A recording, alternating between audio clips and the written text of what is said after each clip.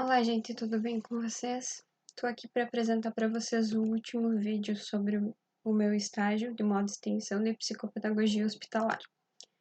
Curso de extensão à psicopedagogia e sua contribuição em ambiente hospitalar.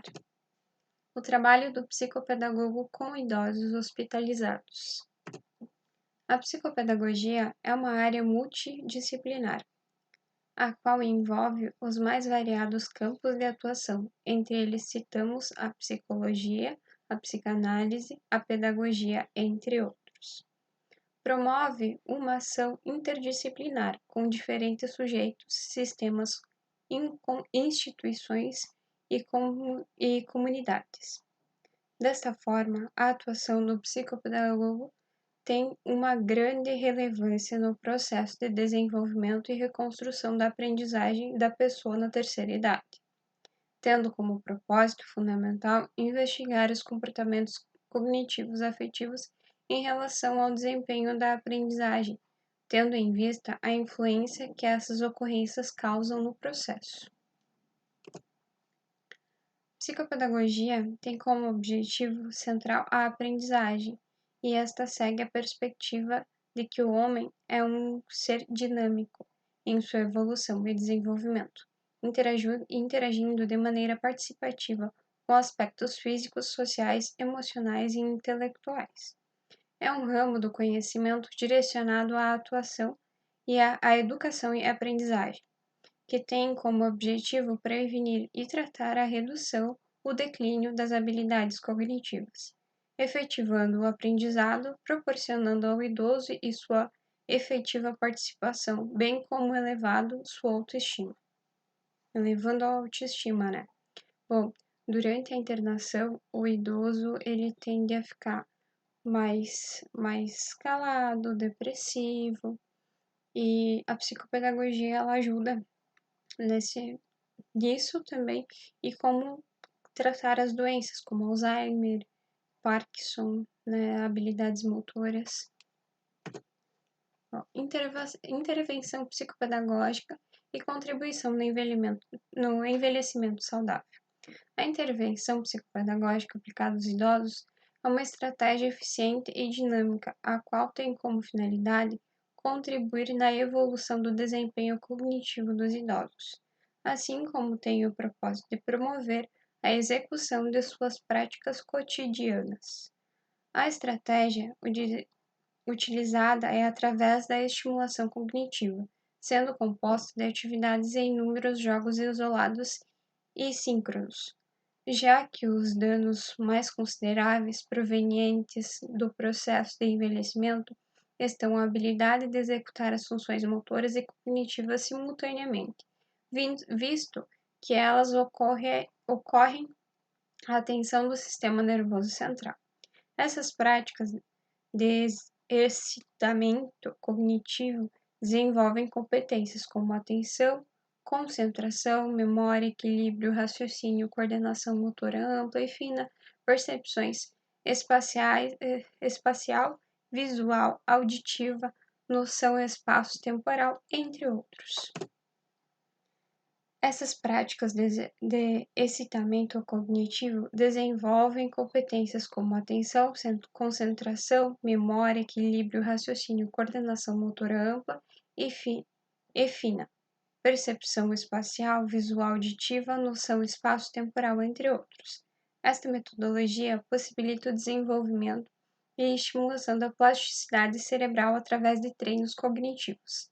A intervenção psicopedagógica é feito por meio dos treinos cognitivos que podem ser realizados através de programas de reabilitação neurocognitiva, não utilizados jogos, entre outras atividades interativas e ocupacionais que desempenham uma enorme relevância no envolvimento, juntamente com a área da saúde mental, pela capacidade de orientação, sendo eficiente para a evolução do envelhecimento saudável. O nosso cérebro é um músculo que se fortifica a partir da sua utilização, isto é, ginásticas cerebrais possibilitando um melhor desempenho do cérebro, para que ocorra um envelhecimento saudável. Atividades que não seguem uma rotina determinada colaboram para que o cérebro trabalhe e evolua. Por sua vez, constata-se que a rotina se torna algo extremamente tóxico para o cérebro, pois isso prejudica a atividade do córtex cerebral, de fazer novas associações e adquirir novos esquemas.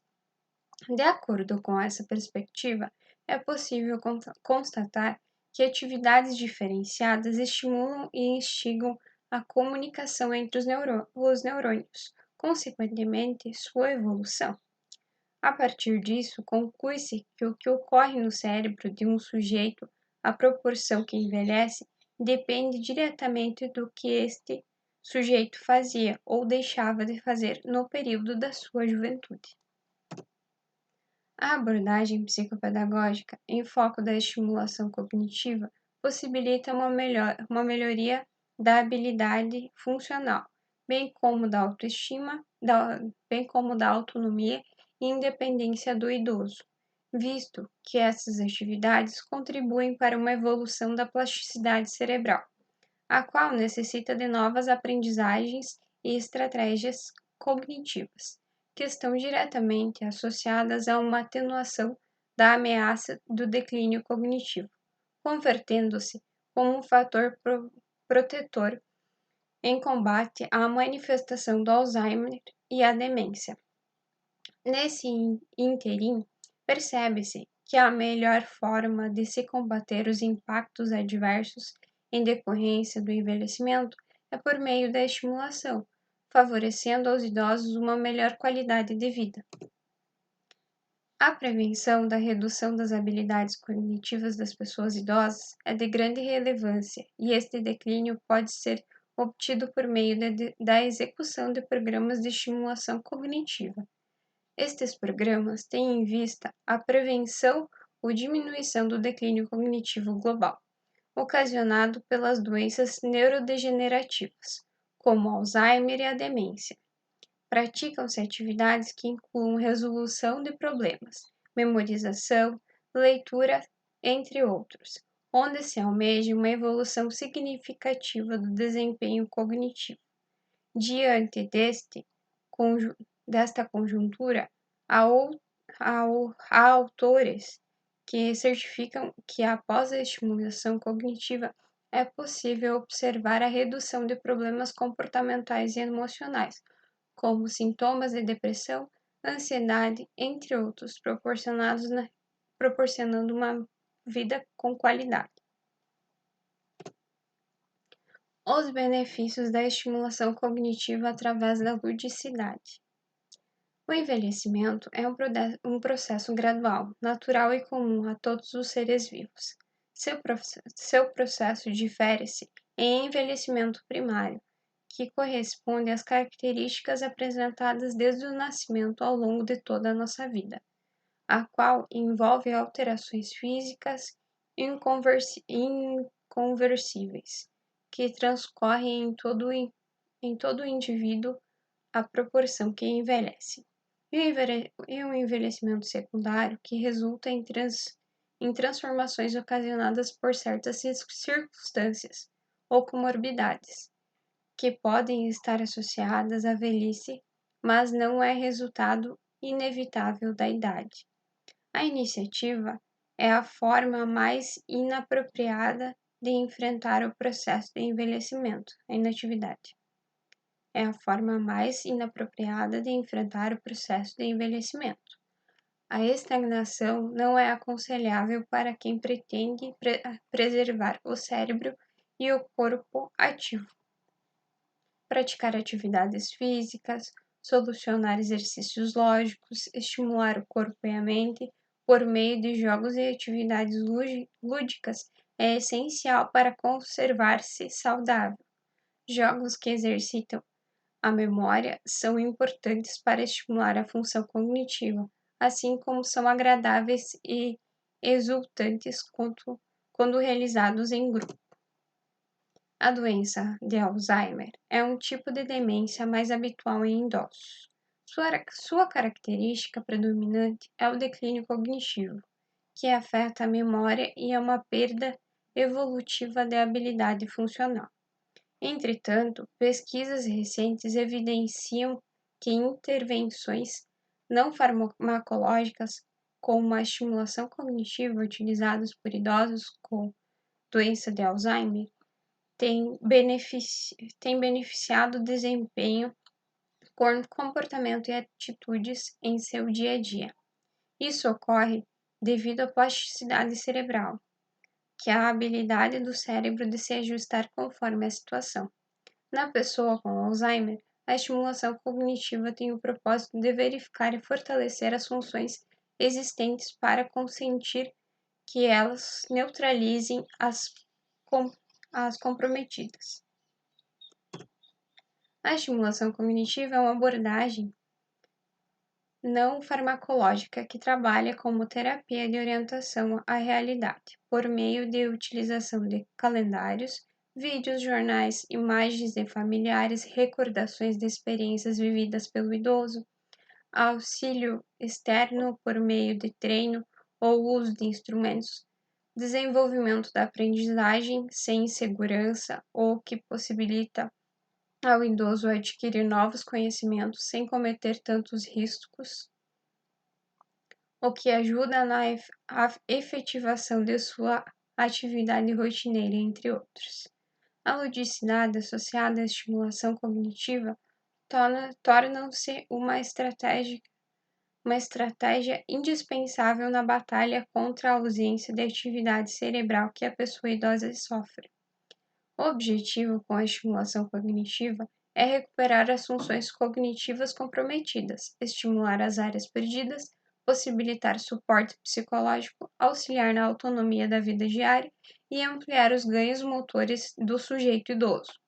Apresentar jogos e brincadeiras os quais já vivenciaram anteriormente os estimulam a sentir-se como crianças novamente. Um estímulo visual através de desenhos e pinturas possibilita à pessoa idosa raciocinar e concentrar-se nas gravuras e cores, além de motivá-lo a fazer seu próprio desenho, elevando sua autoestima. Nessa alternativa de tratamento, o que nos envolve é a característica lúdica. O vocabulário lúdico origina-se do latim e significa brincar. O desempenho da ludicidade auxilia no aprendizado, na evolução pessoal, social, cultural e intelectual, possibilitando o progresso da saúde mental, fomentando uma maior criatividade, colaborando com o processo de socialização, comunicação, relevância e concepção do conhecimento. As práticas lúdicas são organizadas por meio de jogos, brincadeiras dinâmicas, brinquedos educativos, música, leitura, entre outras atividades que têm o intuito de promover a diversão e o lazer, com objetivo essencialmente terapêutico. Desse modo, as utilizações de métodos de memorização são indispensáveis, sendo possível utilizar em cores, calendários, música, relógio, jogos e etc.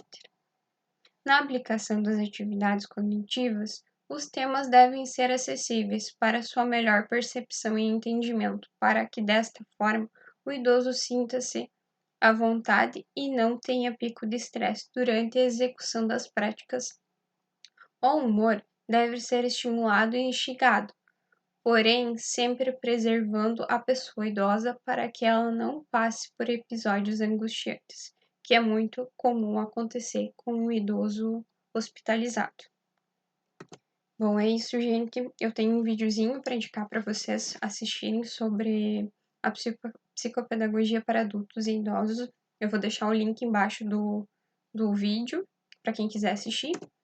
Então é isso, muito obrigada pela atenção, obrigada pela cooperação. Tchau!